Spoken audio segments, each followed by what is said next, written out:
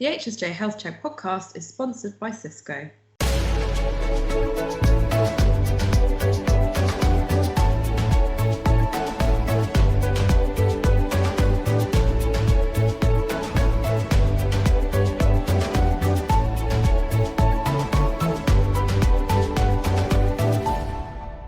Hello and welcome to the HSJ Health Check podcast. I'm your host, Annabelle Collins, and this week I'm joined by Deputy Editor Dave West and Senior Correspondent Rebecca Thomas. And as ever, we will be discussing the biggest news and issues in health policy right now. Last week, HSJ hosted its first ever virtual integrated care summit, during which we were given a rare interview with NHS England Chief Executive Simon Stevens. I think this is just one of a couple of interviews given by Mr. Stevens over the last 6 months and during the COVID peak. So needless to say, it generated quite a few very interesting headlines.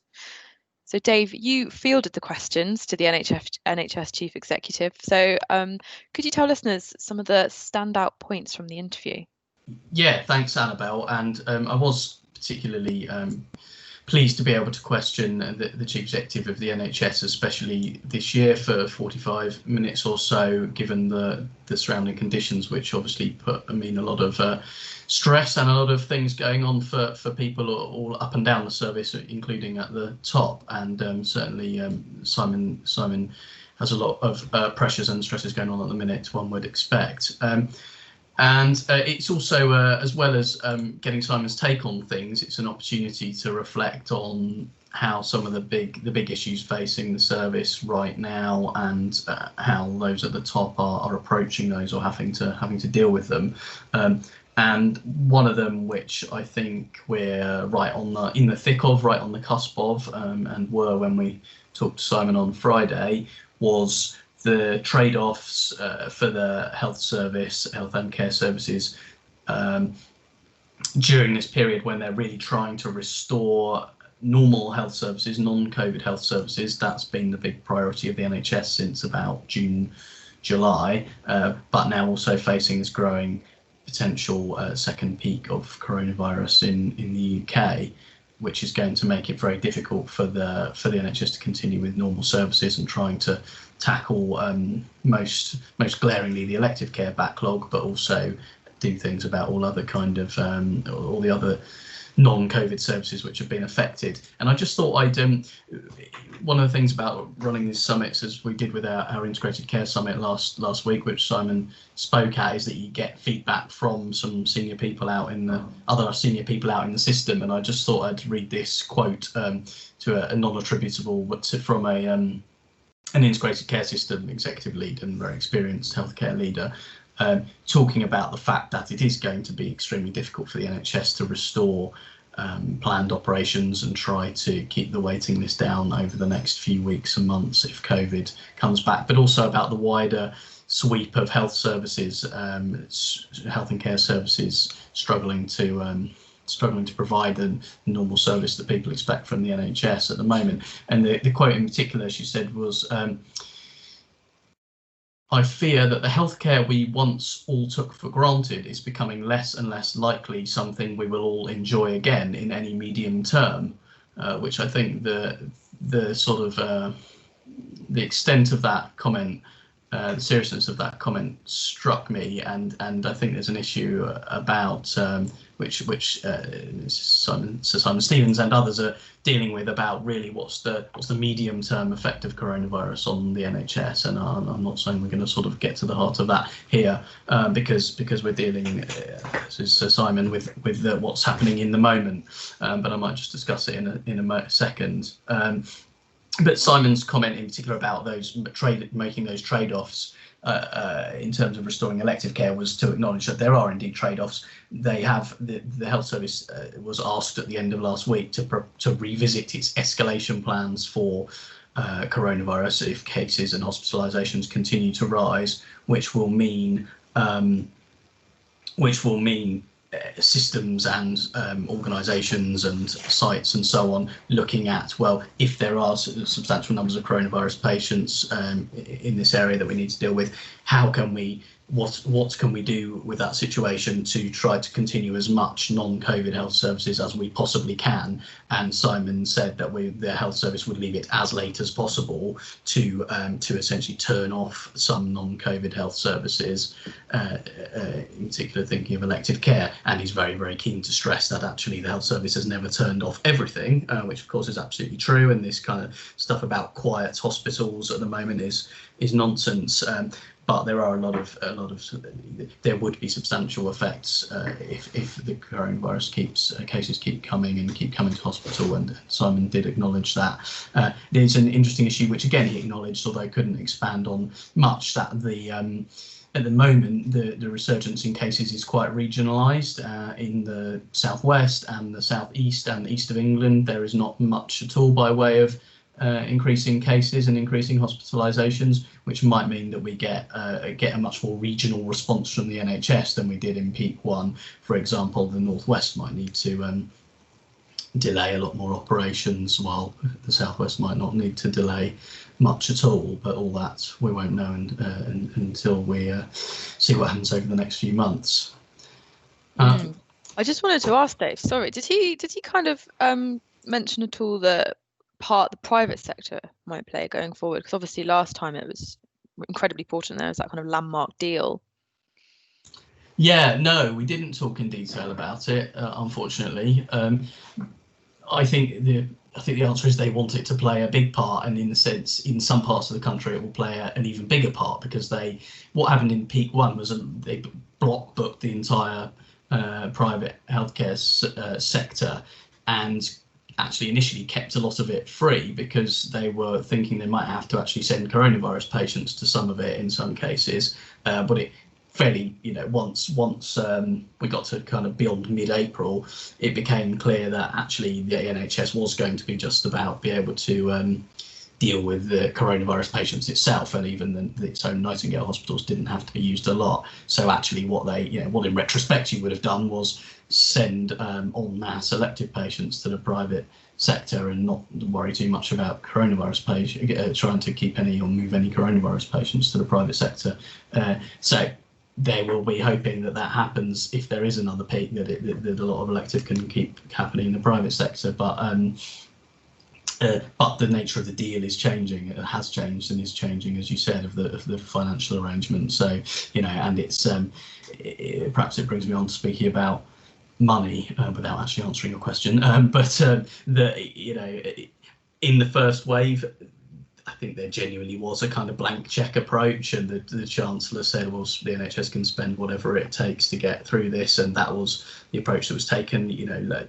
Hospital chief execs were kind of saying, they've never seen such of circumstances where they're able to spend such vast sums of taxpayers' money without kind of controls on it, whereas this time round, at the minute, certainly it looks like there will be a lot more caution about spending, and local areas have been actually given prospective budgets for the rest of the year, which they are expected to live within, rather than just being able to retrospectively claim back whatever they've needed to spend.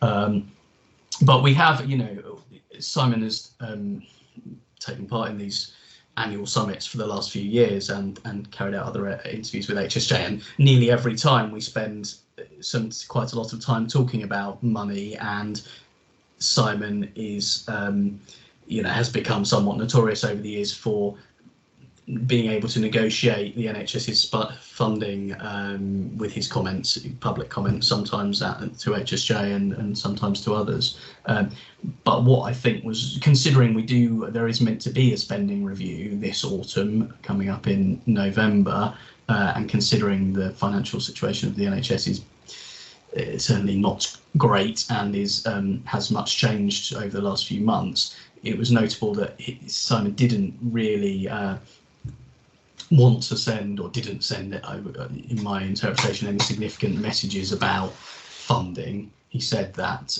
in terms of NHS funding specifically, he said that the NHS has its long-term funding settlement.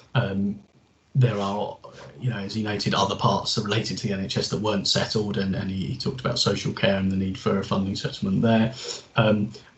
but he recognised that because there's such huge uncertainty for the government and everyone else over the next 3 to 6 months about what's going to happen with coronavirus, that his I think he recognised that there wasn't really much point in the government giving a sort of long-term fixed funding settlement and giving an enormous amount of thought to what it's going to need to spend on the NHS, which is, makes some sense. But of course, behind the scenes, there will be negotiations on these things, and there should be a lot of thought being given to that issue that I started out with about, well, what has happened to health services to other health services as a result of coronavirus. The easiest one and the one that gets focused on a lot is the elective waiting list, which has grown, and long wait has grown.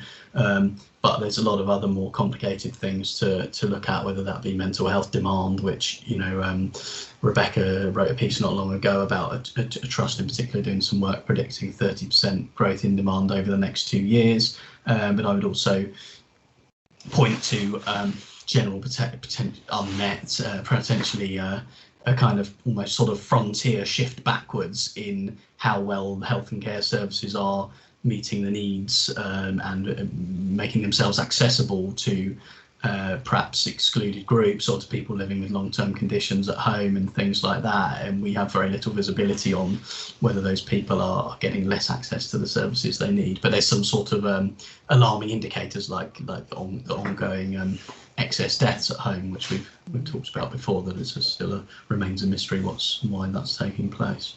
Dave, did he talk about the long-term plan settlement and whether that funding envelope is really adequate anymore, or needs to be thrown out the window? I know mental health services, there are big questions about the 2.3 billion, and if most services are going to get a 30% uptick.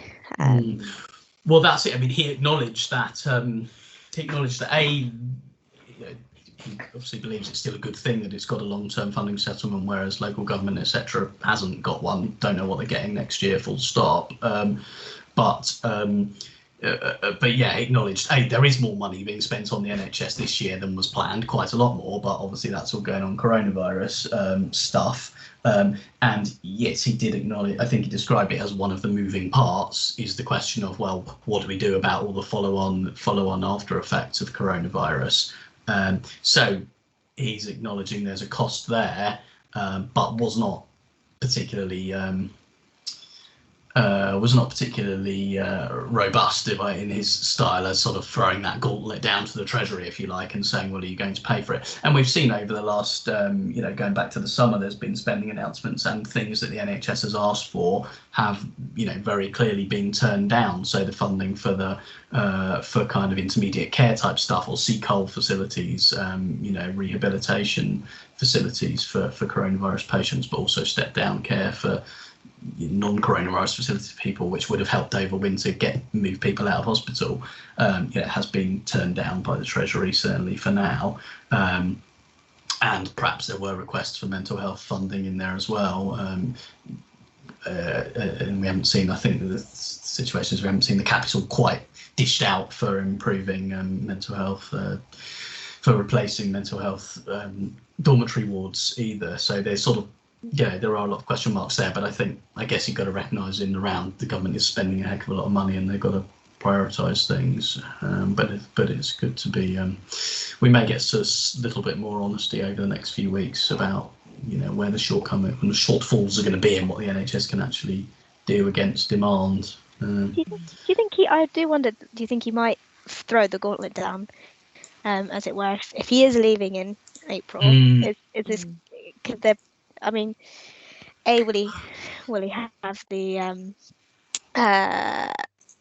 would he be able to make that last push to the Treasury, or is it kind of I've done my big piece, I want to go now, I'm going to go? Yeah, more of a wind down. I don't know.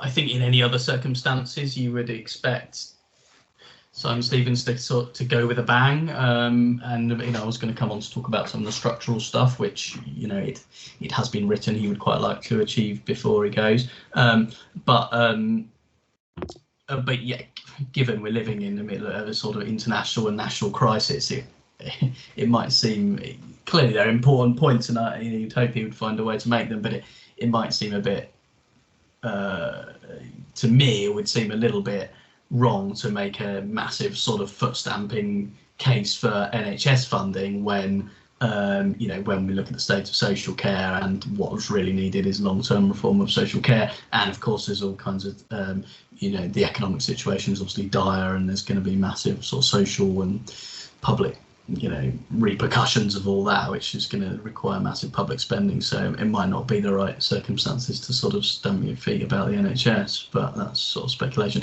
He did, when he the other interview he has given during coronavirus times was the Andrew Marr show in early July, when he did make a point of asking for a long-term settlement for social care, and instead of making any particular points about the NHS.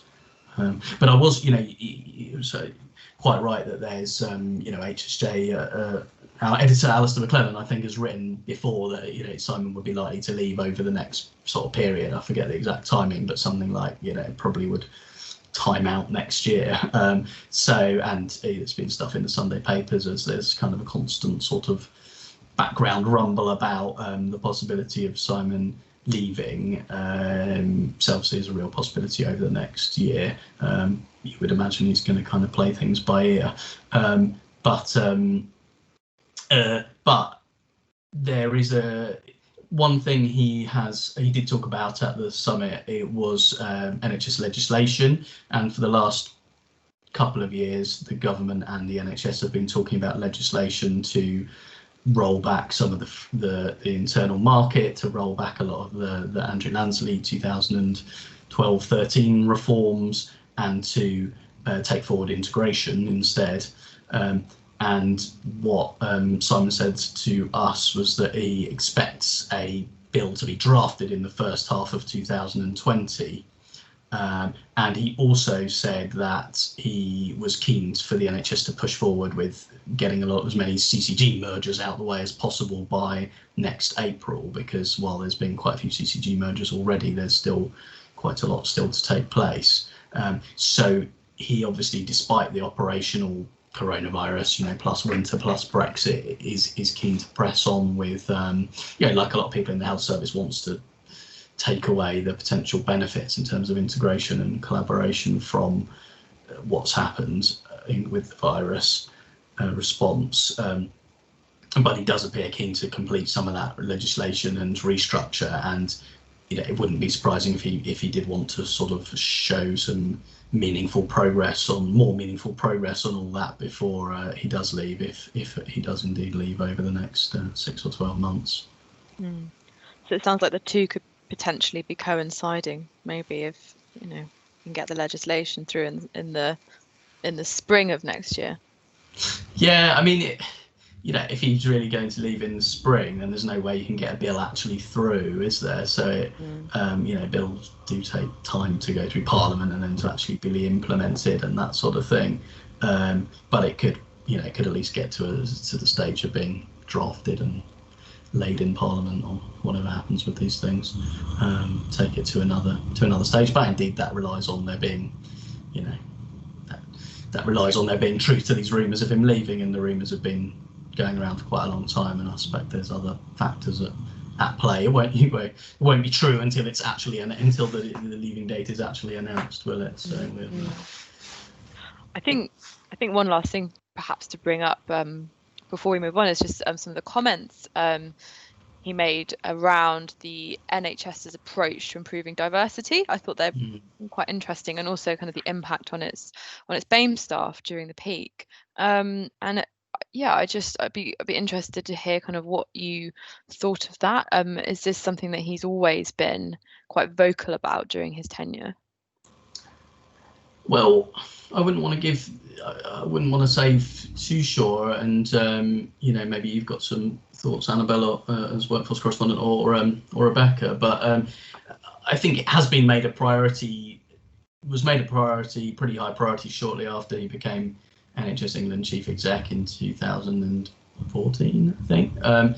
And he has often raised it and pressed that and introduced the whole RES, workforce racial equality standard, and supported and it was until recently Yvonne Coghill to lead that, and to lead it pretty boldly. But of course, as all the results show, the actual progress that's been made has been somewhat limited. And we did ask him about the fact that in Birmingham, as Rebecca reported recently, in the Birmingham and Solihull SDP, there are, I think, no executive directors, or perhaps no directors full stop, in the NHS who are not white. And so, how can a whole system, a pretty big chunk of the country, go without making any progress on that? But yeah, he's broadly, generally sought to push it. And we published an interview this morning, was it Wednesday morning, by Nick Catuno with Yvonne Coghill, in which she makes some pretty bold points about the fact for a need for a kind of reset, and she herself talks about the likelihood of Simon leaving at some point soon, and the fact that will probably necessitate a kind of pushing the reset button on how the NHS is approaching diversity in its own leadership. Did either of you want to come in on that? Well, I mean, so I think it's to his credit, he has made an issue of race equality in the RES. But you just, how much of an impact has it really made? You look at NHS England's board, and really there's no diversity of amongst the executive directors.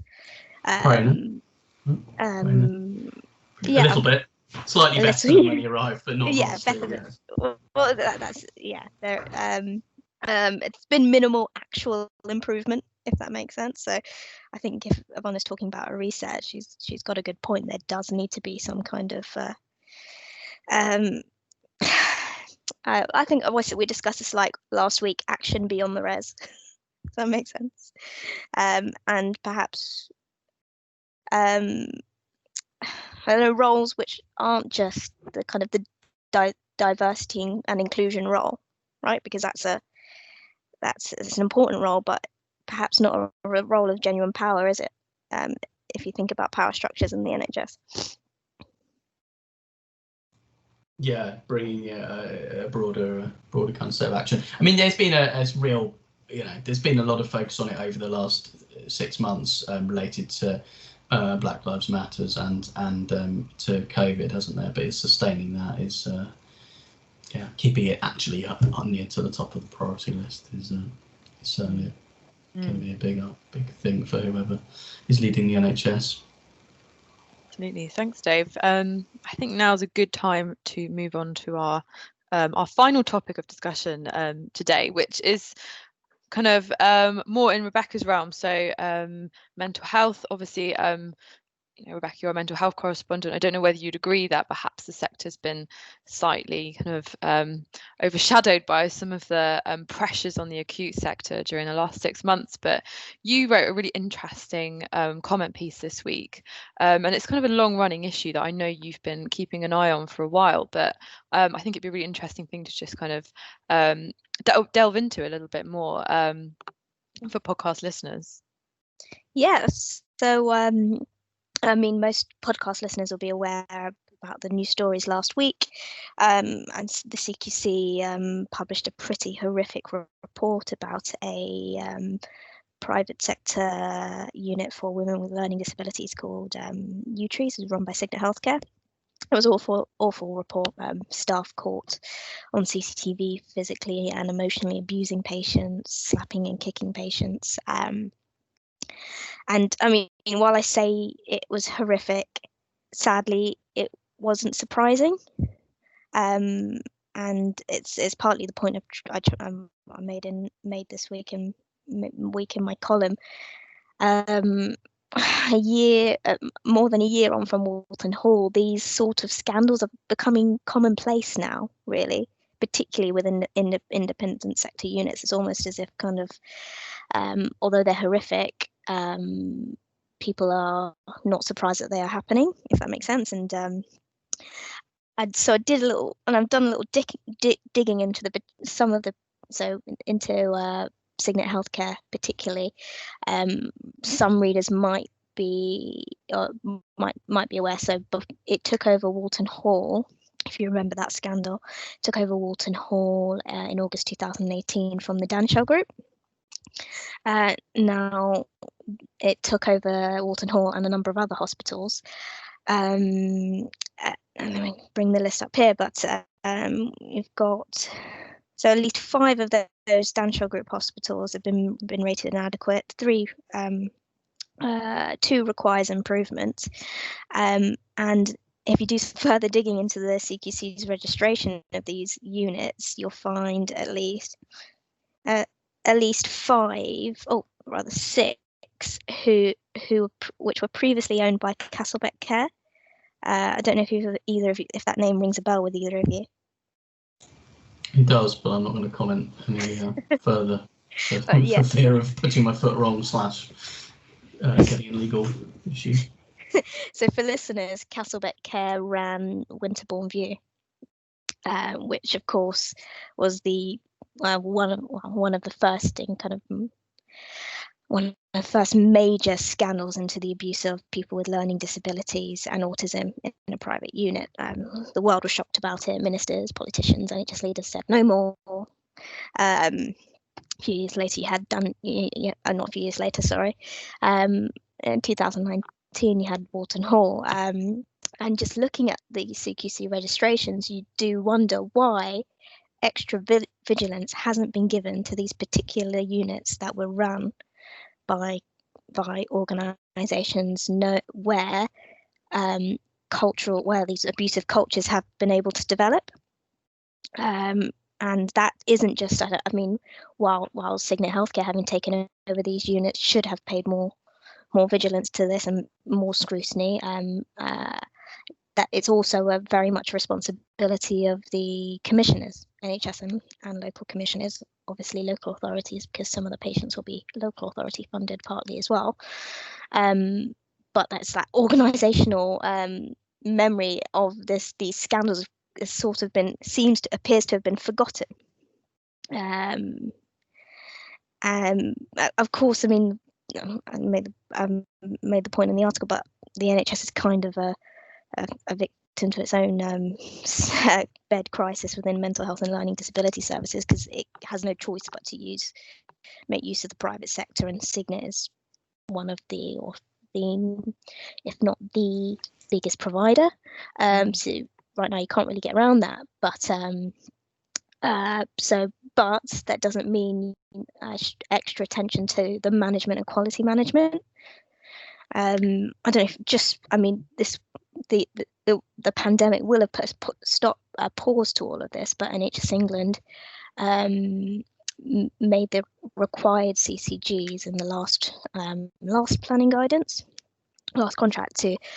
There was a requirement that CCGs will have to start actually visiting patients in CAMS wards when they get sent out of area, which that was a step towards extra vigilance, but has it put a stop to, because there's, we're hearing a lot about visits to care homes in general at the moment, and there are big care, it's going to be big, there are care quality concerns if the more closed environments there are, and I think the CQC and NHS England have both highlighted that it's where you have closed environments a long way from people's home, long-term care, that the risks are there. Are people able to go in, whether it's CCGs or CQC and or anyone else at the moment? I definitely variable, probably and I would say from what I'm hearing, more towards the end of not actually being able to go there. Families, at least, I hear, are quite frequently being denied visits, primarily because of COVID-19 risks. Obviously, the CQC went on a digital. They launched a digital inspections during COVID. I'm not actually sure whether they've fully restarted their regime. Tentatively, but you'd hope that they've got some method for identifying risk in really high risk services like these you're talking about. Was it, you mentioned the signalling. Was this, I might have missed this, but was this one of the ones that they took over from the same company as well? Yeah, so this was another, U-Trees was a Danshell group. Another Danshell one. It wasn't a Castlebeck Care as far as I'm aware, although you do have to dig quite deeply in terms of finding out. A lot of these independent sector companies have different arms and different company names. But yeah, as far as I'm aware, U-Trees wasn't Castlebeck. And has it come back on Signet much yet? And obviously, clearly they're being sort of dragged through it by the mud by the CQC. But as you say, there's only so much impact that seems to have on however many times that's now happened. Is there any other comeback on that organisation? Well, I'm not sure there is yet, because I think in the past couple of months I've seen the provider make announcements about two new units being opened. So clearly there is a confidence there to invest. Able to expand, yeah, or hopefully replace. But the other thing I was just wondering was that one thing NHS England did set in train in response to some of the care quality problems that have been seen, I think in relation to children and young people with learning disabilities or long-term mental health needs, was that a task force. I can't remember when this was it late last year? A kind of task force where there seemed like some acknowledgement that actually the NHS did have a responsibility to make a strategic or kind of step change in the quality of services. And do we know if that's got anywhere despite coronavirus? So as far as I'm aware, the work stopped during coronavirus, and meetings have now started again from this September. So yeah, invariably that coronavirus has massively delayed that work. The task force were supposed to make rapid recommendations. Whether it's going to be doing that this year or not is questionable. If we do have another bad wave of COVID-19, I mean, operationally, all the leaders on that task force will be drawn away to operational duties. Another example of how COVID has disrupted the normal workings of things. Thanks, Rebecca. That's a really interesting issue, and I'm sure that we'll kind of see more of it, kind of maybe delving into more of it over the next few sort of weeks and months. But I think now it's time to draw the podcast to a close. Thank you both for coming on this week, and thank you as ever to listeners. Just your weekly reminder to share and subscribe to our podcast so it pops up in your feed, ready and waiting each week. And do get in touch if there's something that you'd like to see us discuss. Thanks for listening, and we'll see you next time.